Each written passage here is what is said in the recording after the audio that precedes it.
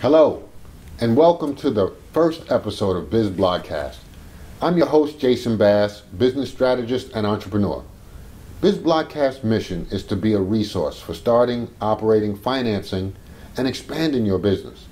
You will be introduced to people who are experts in their field and who can take you farther in your venture, either with their products, their services, or insight.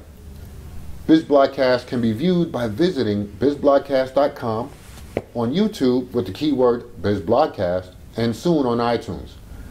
While you see this podcast is available in video, you can download an episode's audio version on the website. Episodes will be approximately 10 minutes and will be available every Monday unless otherwise indicated. Please subscribe to the show by clicking the RSS button on the website or the subscribe button on YouTube. When we return, you will meet our first guest, Myra Cisse, who will discuss SBA certifications. So please, stay tuned. Certainly, you don't want to end up like this business. But despite what you hear on the news, banks are lending again. However, they do want you to have a business plan.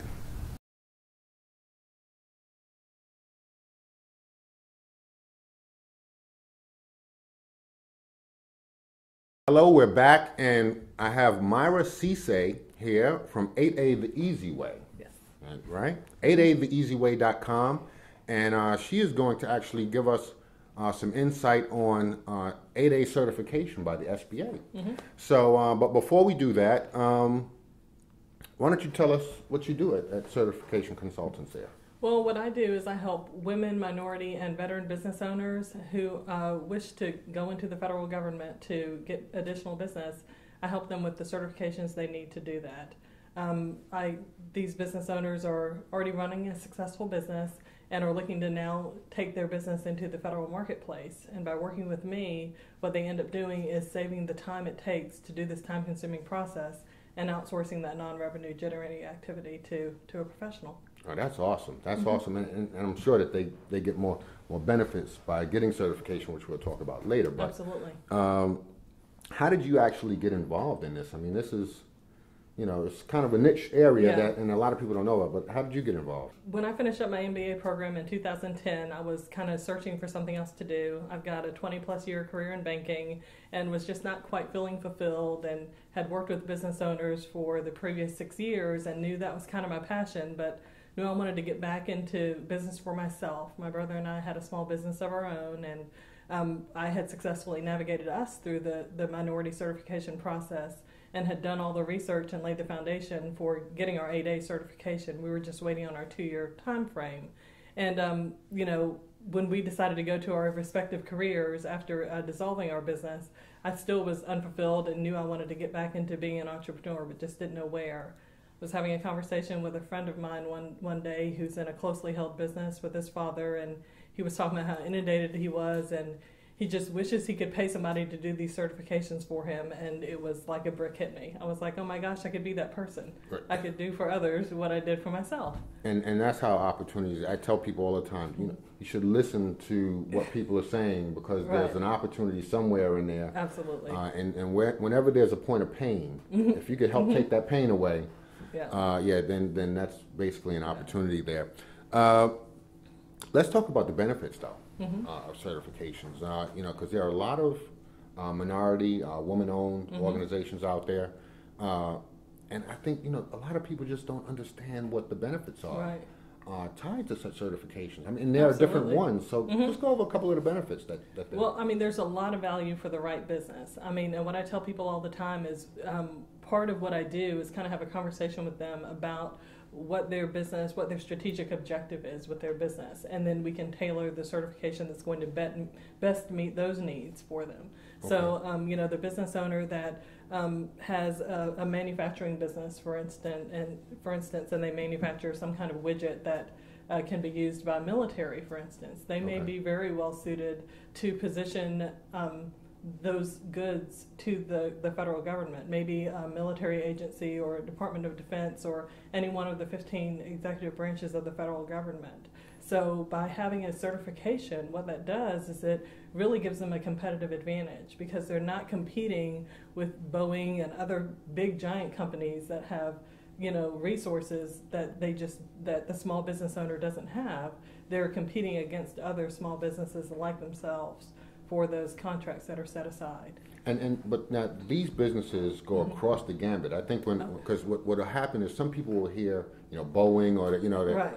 And they'll think, well, I'm not big enough. Yeah, or I don't have the right kind of I product. don't have the right kind of product. And sometimes it could be as I don't want to say little, but it could be janitorial. Absolutely, and that's what I tell people all the time. The federal government buys everything, and when I say everything, I mean from toilet paper to cleaning supplies to legal services to accounting services. So anything that any normal business would use, the government needs, and they buy it via contract. Okay. So there's a plethora of opportunities out there, and I oftentimes talk about that in the weekly newsletters that I do.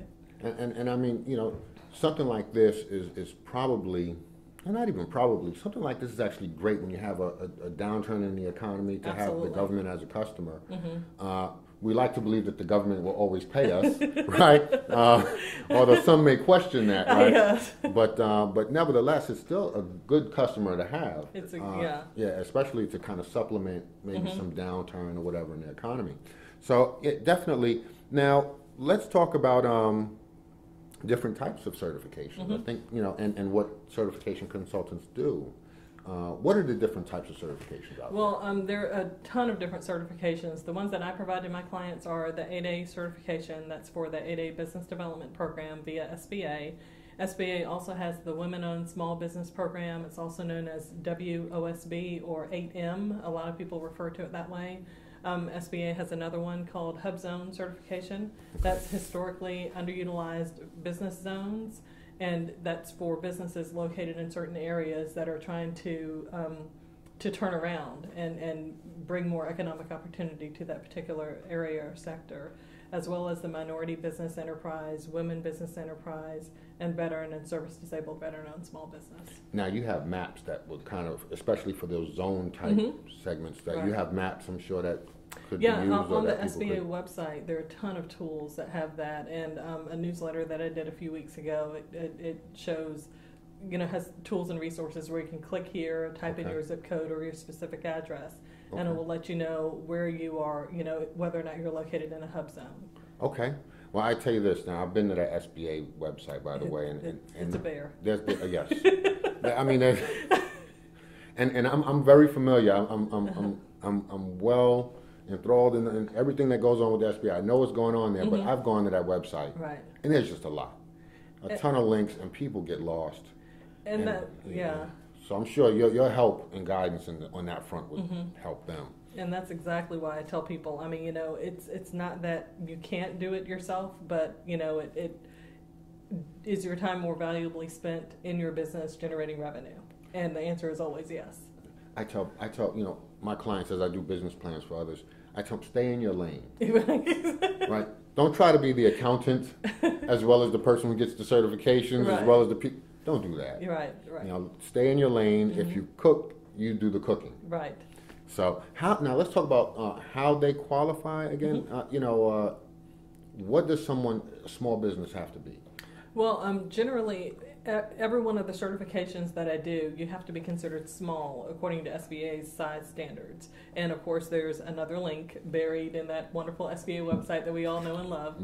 But I provide those resources to folks where, based on every single NAICS code that's out there, your size will be determined whether either by number of employees or by dollar amount in revenue per year. Now let's do a quick backtrack. NAICS code. That's NAICS for everybody. Right.